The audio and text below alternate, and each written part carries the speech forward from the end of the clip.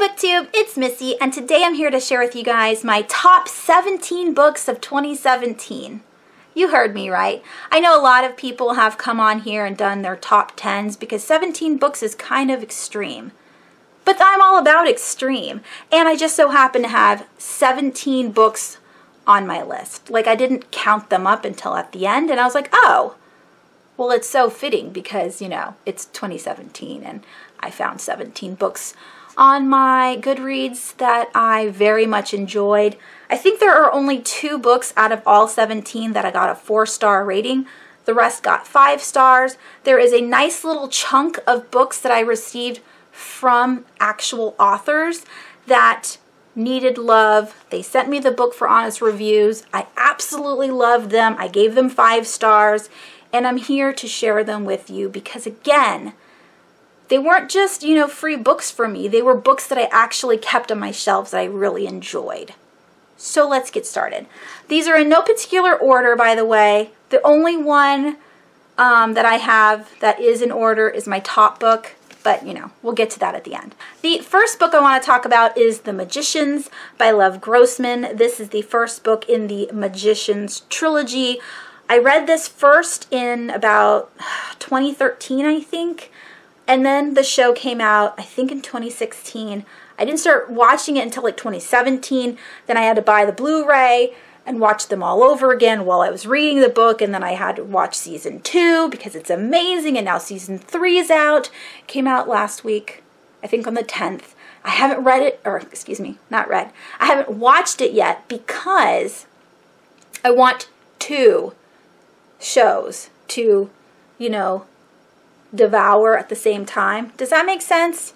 Like, I like to binge watch shows because I don't have that, oh, it's over feeling kind of thing, you know? So if I would have just watched episode 1, I would have been sad. But now I'm going to wait until episode 2 comes out so I can watch 1 and 2 at the same time and, you know, really immerse myself in the Magicians again because Elliot is a hottie. And Elliot from the book is really funny, and I love Quentin Coldwater. He's like one of my favorite characters, and he's so emo. It's like he's got everything he could possibly ever want, and he's still so depressed, which is so funny to me. I'm not, you know, laughing at those that actually have depression, but, you know, he's just silly. He's just being silly. So basically what this book is about, it's about Quentin Coldwater, who's 18, who is trying to apply for, I think, Harvard. And on his way to apply there, he, you know, gets turned around magically and ends up at the school for magicians, which is a college for magicians. And he learns that he's actually a magician, that he has the ability for magic, and that he's very good at it. And also that Fillory, his favorite childhood world from his favorite childhood stories, is real. So he has, like, he's always felt this hole in his heart, and it's because he's actually a magician. And then, so he's got his magician skills. He's got Fillory, his favorite place ever. He's got a girl that he absolutely loves, and he's still sad, which, again, is so funny to me. All right, the next book I want to talk about is one of those author books that I received, and this is The Tribulations of August Barton by Jennifer LeBlanc. This is just a tiny little book. I think they're called novellas. She's self-published, so her second book hasn't come out yet. It's taking a while, which, you know, is fine because I like this book so much. I will wait forever for the second book. So basically, we have August Barton. He just graduated high school. He's on his way to college. He's never been outside his house before. His parents are divorced, and they're and then we have the grandma who's an ex-prostitute, which kills me.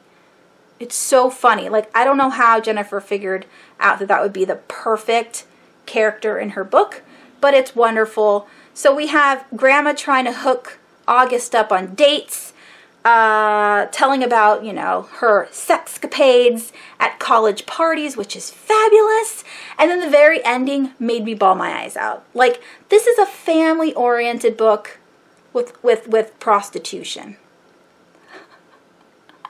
Like, there's nothing nasty in this book, but just a grandma talking about her sex life as a young'un made me laugh so hard. So, yes, I highly recommend this 5-star read.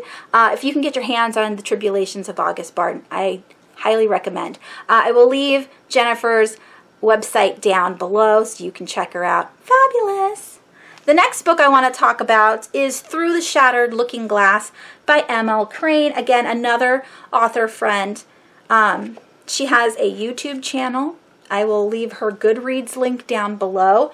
I need the second book in my life. And this is an Alice in Wonderland retelling. So not only is this cover perfection, because we have this shattered mirror, which is super spooky, but we have this killer Alice. And not only is she like super crazy, but she's also working in a mental hospital, like an asylum. And we don't know what's going on. Is she really in the mental hospital? Is she really working there? Or is she a person, a patient? What's going on? It's so good. And M.L. Crane was not afraid to go there. I mean, there's some torture bits in here. Like, Alice is badass. She's badass. And, I don't know.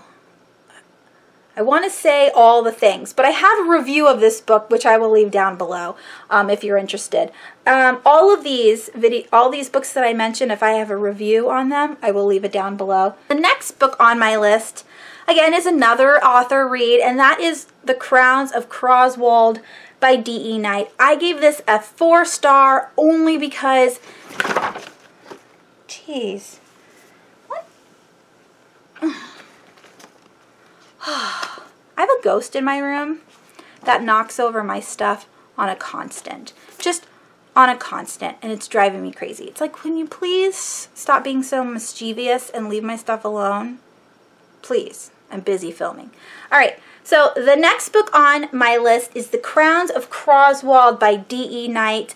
I gave this book a 4-star only because the character is supposed to be like 16, but the whole time I was reading it, I thought she was like in middle school, like a middle grade kid. Like, it has that kind of middle school vibe, almost like Harry Potter, but she's old, and so it didn't make any sense to me. But the world and the magic system and the characters, I freaking loved everything about this book. So it's about a girl. I can't remember her name right now because I haven't read it in a while. What is her name? What is her name? Ivy. Her name's Ivy. She is a scullery maid in a town.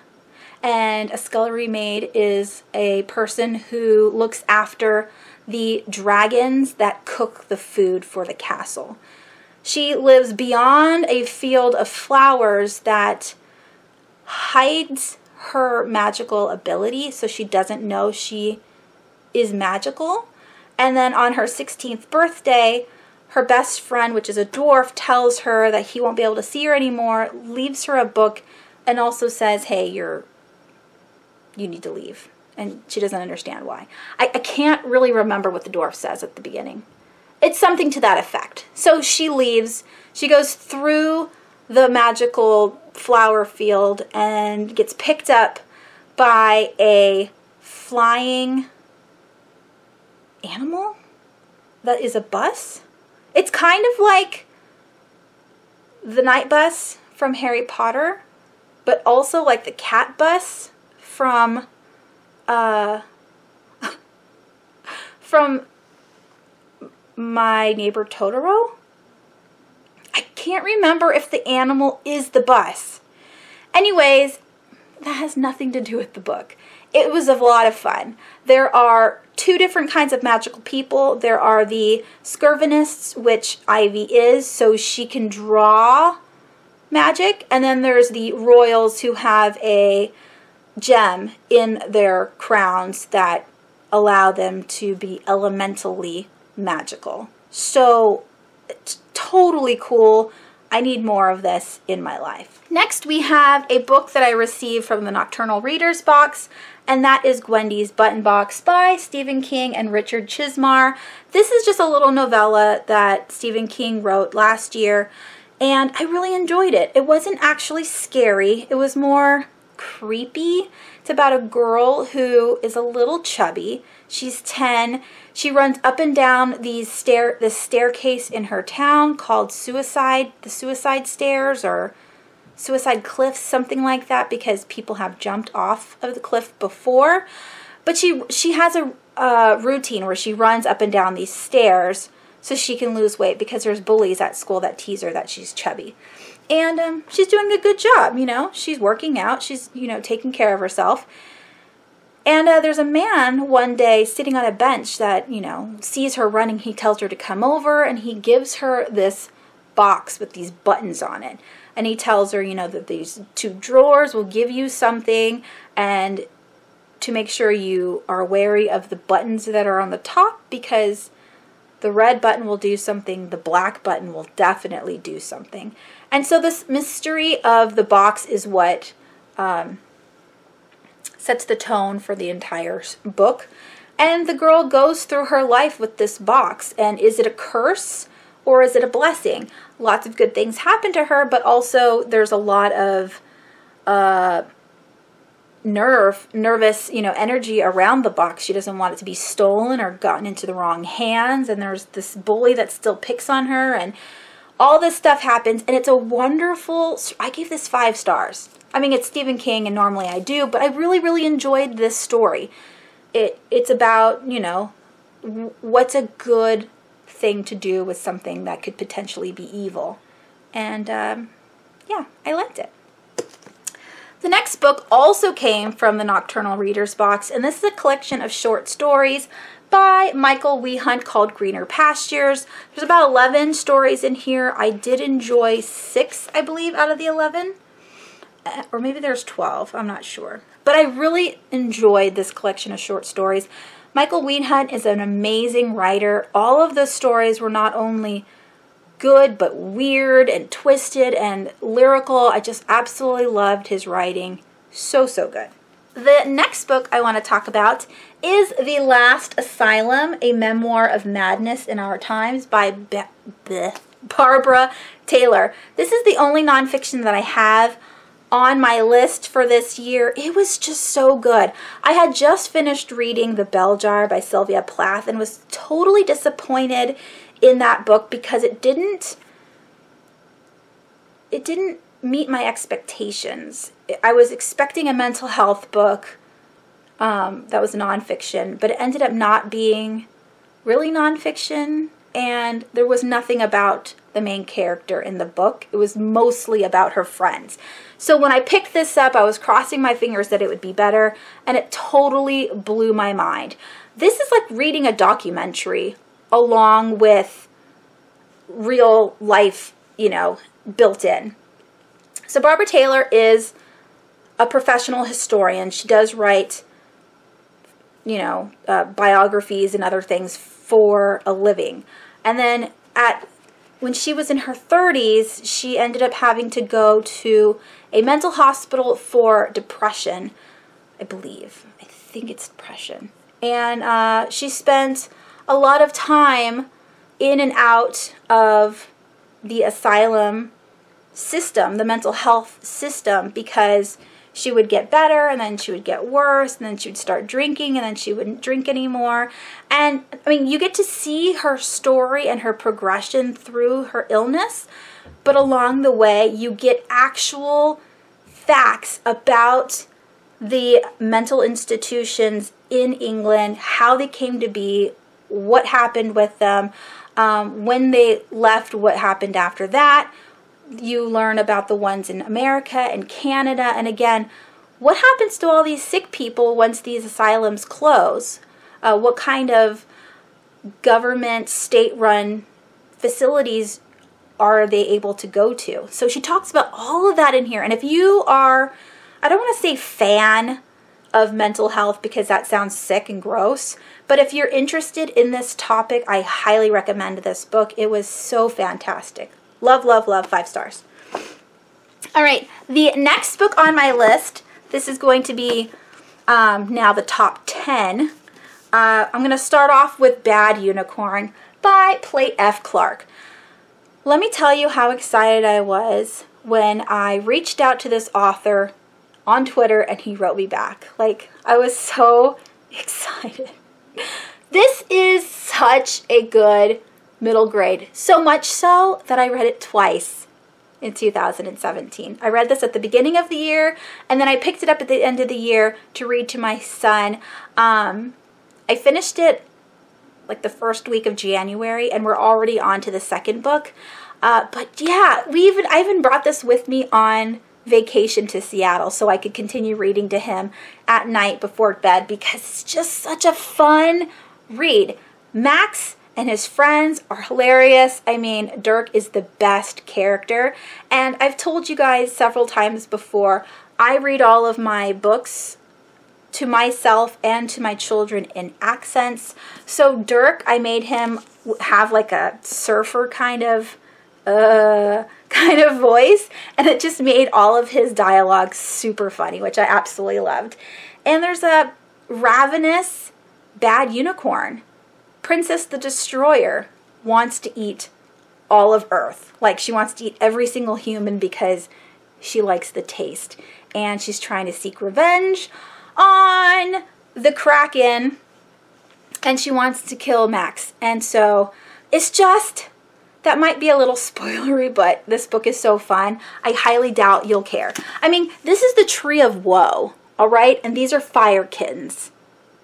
And they all live in the Magris.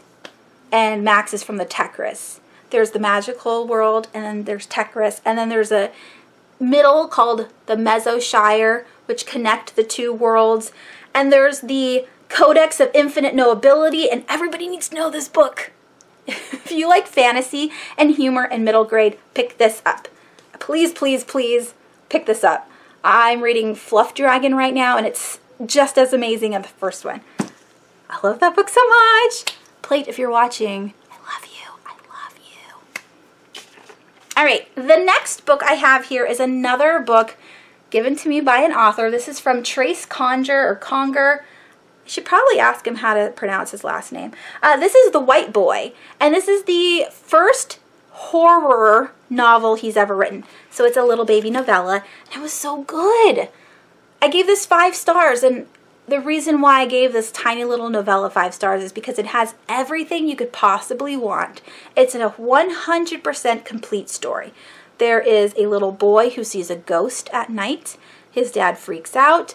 He tries to get to the bottom of it, finds out from a neighbor that what the boy saw actually happened in the past, and that our main character, the dad, saw it when he was little, and he was just like, wait, I don't remember this. And he goes and asks his dad, and his dad's all, yeah, I remember you waking up with nightmares at night and you talking about somebody. So it goes full circle, and there's a monster in the woods, and it was good. I really, really liked it. Next, we have The Summer That Melted Everything by Tiffany McDaniel. This is the last book that I received from the author that I absolutely loved. This is a magical realism, contemporary, set in the 80s. It's about a family that lives in Breathed, Ohio. It's about a man who writes to the devil and invites him to his town. The devil shows up. The entire town of Breathed is then scorching hot for the duration while this kid is there. That's right. The devil is a kid, and he's a black kid, and everyone is just like, and it's kind of like a shocking read because you go through life in this day and age, and you're just like, you're not allowed to call black people the devil because they're not. All skin colors are people, but it's kind of like a play on what people believed back then and how that changes people's ideas and thoughts. Like, you have the bigotry and the racism and how you can brainwash a whole city to go against something just because one person says it. And there's like a religious aspect to this book that also fights those kinds of stereotypes. Like, can you convince a whole town through racism and faith that it's okay to, you know, be rude and bad to this little child that just because of his skin color? I don't know. It was just so good. Again, and very heartwarming, all about family. And this one also made me cry. It made me think. It's like, you wish and hope that life would just be more loving.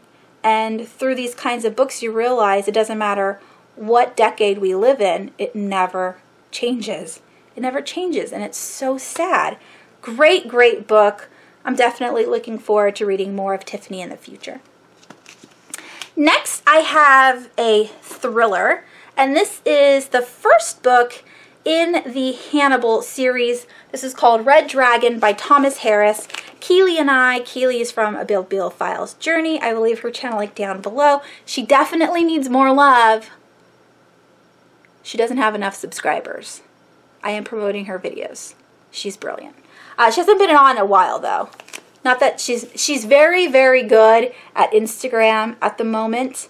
So I will leave her Instagram down below as well. But she reads a lot of thrillers and independent authors. Like, she likes horror as well. So definitely check her out. We did do a buddy read together. We read all 4 books in October, I think. Yeah, I think we read all 4 books in October. I gave this book a 4. I gave the sequel, which is Silence of the Lambs, 5 stars. Here it is. I gave Silence of the Lambs 5 stars, but the reason why I'm giving Red Dragon more love, and it's on my list, is because this one just seemed to be written better. Maybe because I've already knew the story going into Silence of the Lambs. I already had watched the movie and I never watched this one, so this one was more of like a surprise for me. Even though I gave this one 4 stars, I really enjoyed it, and it was fun getting to know like how Hannibal was caught and everything. So very cool. We're down to my last 4 favorite books of 2017. This one being Fuzzy Nation by John Scalzi. This is a standalone. I absolutely love this. This is written because of a book. So it was like inspired by a book. Let me get to the right page. The original is called Little Fuzzy by H.B. Beam Piper. And so Little Fuzzy was already a world and like a character that was already established. And so John Scalzi like expanded on that world. So we have Jack Halloway, who is a kind of like a miner, but he like searches for like mining nodes that he can extract from. I don't know what they're called. What are they called? I forgot. I don't know right now. But anyways, he works for a company called the Zara Corp. And one day he's mining this, or like searching for mining nodes. And he comes across this cliff, and he kind of accidentally makes the cliff break, which is a no-no on a world that's not populated, that is being used to like extract the resources. But you're like, the story goes, rules for extracting resources from alien planets is you go in, you extract the resources, but you leave the nature intact. That way, you know, the wildlife that live there aren't too badly damaged, and that way they can survive. So basically, Jack Halloway goes out to this cliff, makes a boo-boo, it kind of collapses, but because of that collapse cliff, he sees that there are sunstone, which is a it's a jellyfish that has now been turned into, like, you know, stone, but they use it in jewelry. Anyways, there's this huge, like, vein of sunstones. So he's like, he just found the mother lode, and he is now going to be the richest miner guy who goes and researches these things ever. And so Zara Corp is just like, oh, we need all this money. And, you know, they're trying to, like, get Jack off the planet so they can take this vein and, like, definitely take it for themselves. And there's this whole, like, not battle, but there's, like, it's like a, I don't know how to say it. It's a sci-fi, but they're fighting. And it's really funny. All of John Scalzi's books are funny. And I just absolutely loved it. And the fuzzies, these are the fuzzies. They're like little cat monkeys. Oh my gosh, they're so cute. And the ending was the best ending ever. I mean, you guys know how it is. I love my books. And when I find books that I love, I can't stop gushing. So let's move on. The third to last is Stephen King's The Wastelands. This is the third book. Yes, the third book in the Dark Tower series. I liked, so far I'm only on book 5, but this was my favorite so far. Not only is the group well established, but there's a lot of growth between each character. They're coming together as a real, like, family now. And they are, you know, having to face these terrible circumstances and overcome them. And the villain in this book is fantastic. It's a talking train. And not only that, but this book talks about Charlie the Choo Choo, which I read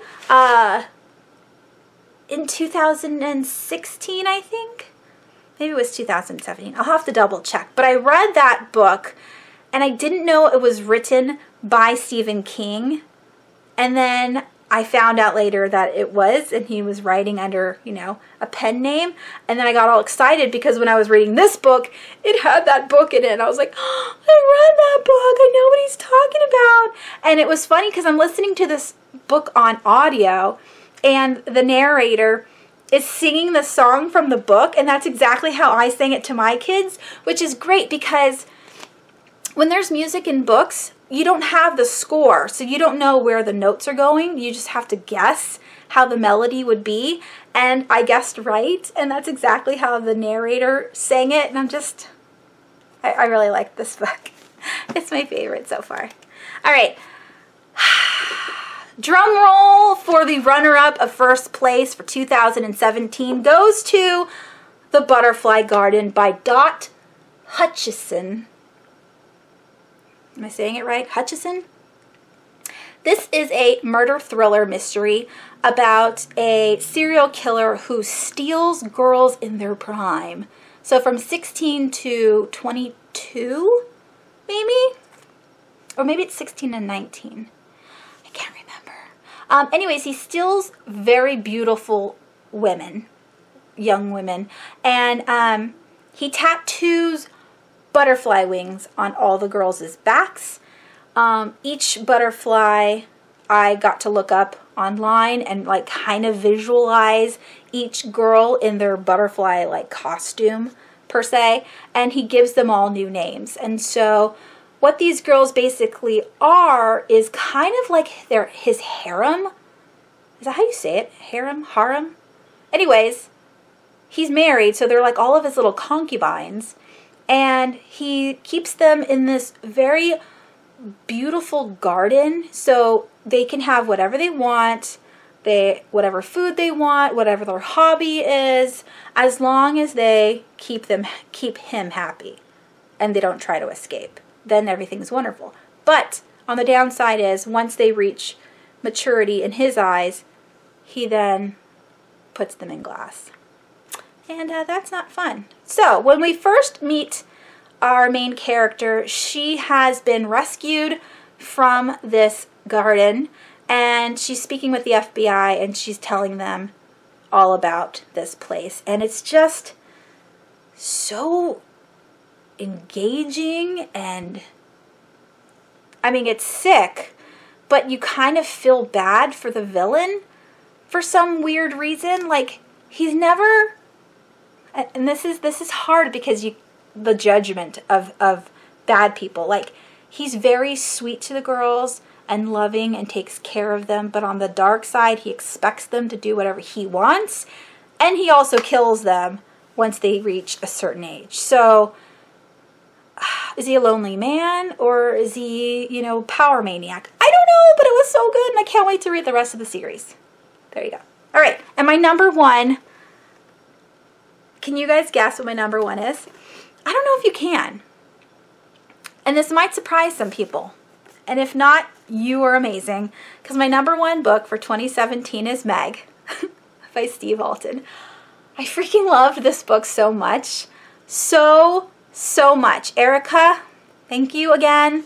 1,000,000 stars to you, because if you did not constantly talk about this book on your channel, I never would have picked it up, because it was never on any like book lists that I've ever read, and not in any videos that I've ever seen. I've never seen it on a bookshelf where it grabbed my attention. I mean, it's just Meg. I mean, some books have a big shark on it, but why would you pick up a shark book? I'm not about the sea. I lived on an island my whole life. Well, okay, my whole childhood I lived on an island. So I didn't want to read about sharks. I mean, have you seen the movie Open Waters?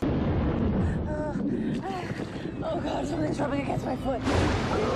Are you alright? Stay still. It's gonna be okay. That freaked me out for years. That movie's so scary. Yeah, but this is about a megalodon shark, a prehistoric shark that lives in the Marina Trench, and one day comes up to the surface and wreaks havoc on the oceans and kills lots of people and lots of animals, and there's blood and just badassery. I mean, this is going to be a blockbuster movie, and I can't wait. I have a review for this as well. I'll leave it down below. But basically, I had like check marks. So it's not only is it an action book, but it's got the deadly animal. And it's got a romance and a sunset and vengeance and and science and just, oh my gosh, underwater exploration, just everything you could want. It's so good, it's so good. And I have books 2 and 3 now, so I want to get on with the series this year. But if you have not read Meg, you need to. Pick this up. Pick it up, pick it up. It's so good. I don't think you'll be disappointed. Is it literary fiction? Absolutely not. Will you find flowery, beautiful, quotable phrases in here? No. But will you find killer sharks? Yes. And that's all I want. Killer sharks. Thank you, my friends, so much for watching this video. It is forever long. I just can't control myself when it comes to talking. So I hope you don't mind. By the way, I didn't even discuss my favorite new authors. And if you've seen a book in here that is from an author that I haven't read before, they are my new favorite authors. Steve Alten, Dot Hutchison, and Plate F. Clark are the top 3 of 2017 that I will read again and again and again, because I absolutely loved their voice and their style of writing and the humor, and yeah, I really enjoyed it. So thank you so much for watching again. I hope you guys have a wonderful rest of your week, and I will talk to you soon.